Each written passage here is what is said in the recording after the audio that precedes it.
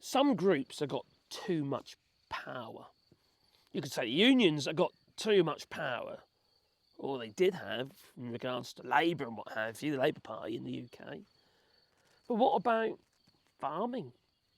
They got too much power, but not in the UK, since they have been shafted big time, just like the fishermen shafted big time.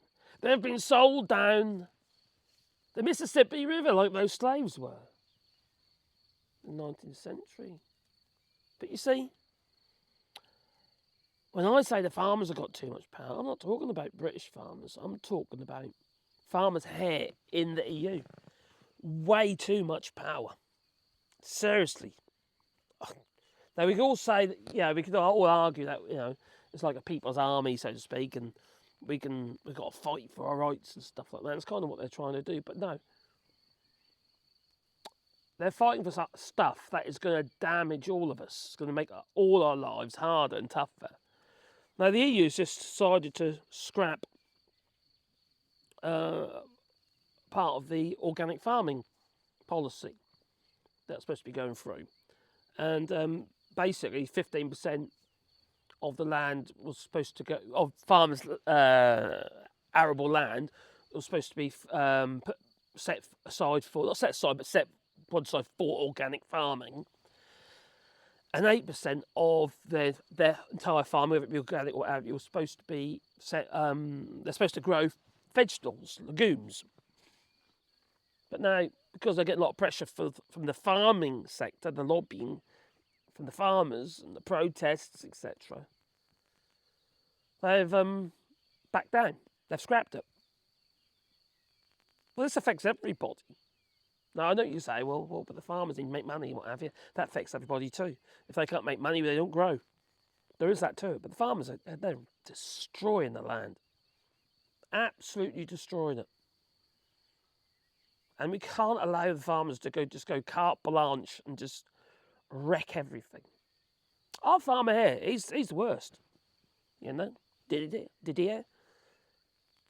Every single year. You know the rats that go around the hay bales and what have you? Over the winter, whatever, when it's just like silage or whatever they do. When they're done with them, he chucks them on a big pile and set light to them. Black smoke over there, like flipping billy-o coming up. He's not allowed to, but he still does it. Gets away with it. They're allowed to have fires, but they're not supposed to be burning plastic. And loads of them do it. Constant turning over of land, intensive farming, the biosystems and what have you, just break down and die. Depleted minerals. The land becomes so light, it doesn't hold any moisture, it just drains, and then drains all the nutrients out with it.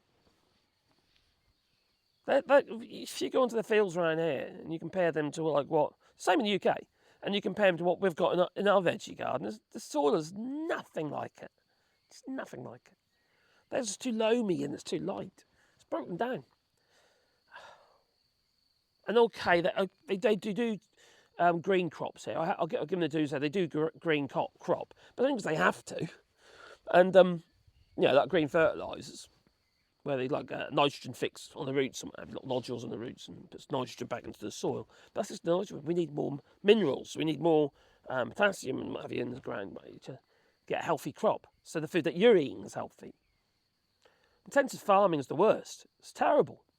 But you see, these lobbies, look what's going on in the United States with the Second Amendment and the gun lobbies and that. They've got too much power.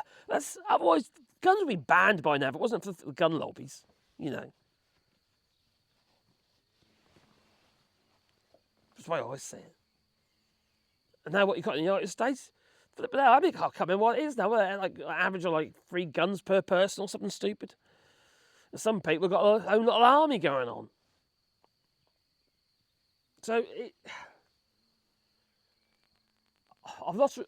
I used to really respect the farmers, and including the Didier here, because they work hard.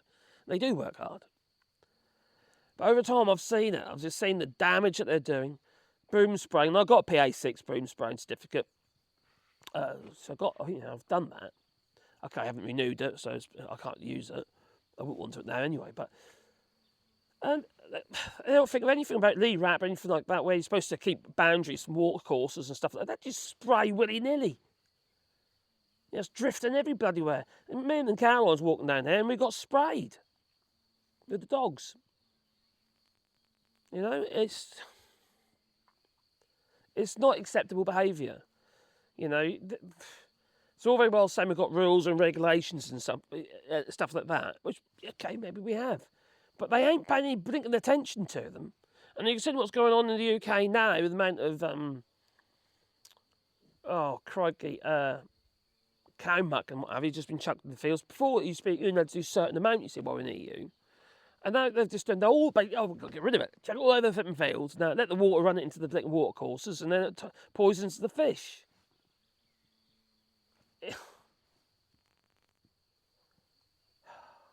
The Common Agricultural Policy was there to protect farming, protect the land, protect the industry, and protect it from other farming industries such as Australian mega farms. It's there to do a job. But unfortunately, they just see it as an attack on them. And the same with all these things. There's rules. Oh, what are you trying to do to me now? It's there for a reason. You've got to think deeper than what's in front of your blooming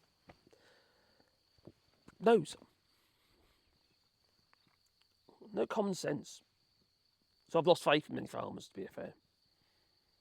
That's not all of them, obviously. I'm sure there's plenty out there who do a good job and really care about what they're doing. I'm sure there is, you know. But intensive farming, it's got to stop. It's really got to stop. And quite frankly, the more solar panels that get put on that land, the better. That's my feeling. Because I know what people say, oh, solar panels is going to destroy... No, don't destroy the land at all. It's directly the opposite. It replenishes the ecosystems. It provides shade. So little creatures might have got somewhere to... so they don't overheat. So the ground itself, with all the bugs and stuff, they regenerate the soil. And it becomes virgin soil again.